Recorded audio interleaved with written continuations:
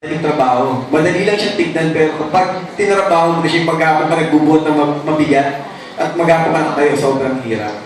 Nung time na nagtatrabaho ako sa Max, one time, may kinuha na ako ng order, isang pamilya. Nang sabi sa akin ng lalaki ganyan, habang nagtitake ako ng order, smile ka nga. Natawa naman ako, bakit ako pinay-smile? Una-una lalaki pa siya.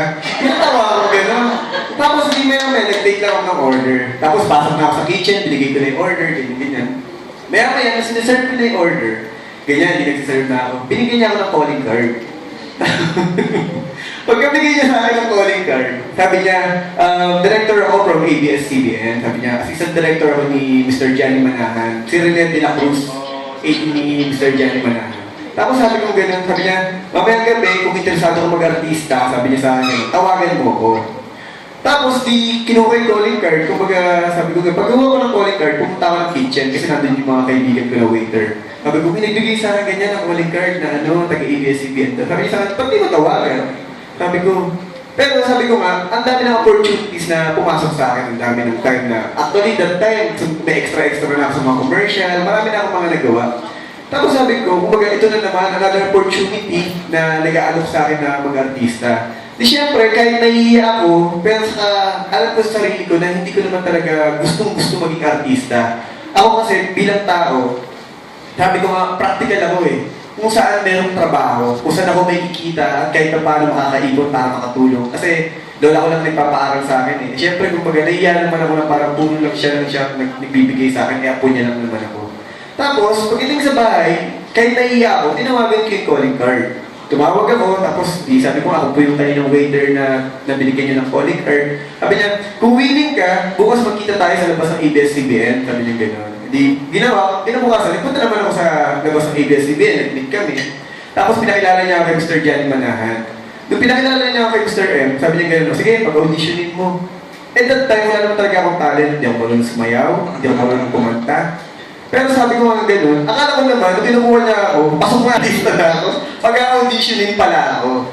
Tapos hindi, pumila ako, haba ng pila, nag-audition ako, pinakanta ako, kahit ako marunong kumanta ako, pinasayaw ako, sayaw ako. Ako kasi, sabi ko, basta babayaran ako, bakit hindi? Basta alam kong pagkakakitaan, go lang ako. Hindi ginawa ako, sabi ko matanggap at hindi ako, okay lang, at least sinubukan ko. Hanggang kumbaga ilang audition yun eh. Hanggang sa nakalusot, hindi ko in-expect na mapipili ako ng Mr. M. Hanggang pumili na siya ng 10, nakapasok pa rin ako. That time, hindi ko ganun ka-sure kung batch 8 or batch 9 ako ng Star Magic nun. Kasabay ko si Hardy Pangilista. Tapos, habang nag-workshop na kami, kasi workshop na kami eh. Nung nag-workshop na kami, hindi na ako nakakapasok sa school, sa trabaho ko. Kasi nga Monday to Friday hanggang Saturday yung workshop eh, kasi malapit na kami i-launch. Tapos nung time na yun, syempre babagsak na ako sa school, hindi na ako nakakapasok sa work, hanggang natanggal na ako sa Max. Yun na yun. Kasi nga, hindi na ako nakapasok eh, ilang days eh, hindi na ako nakapasok.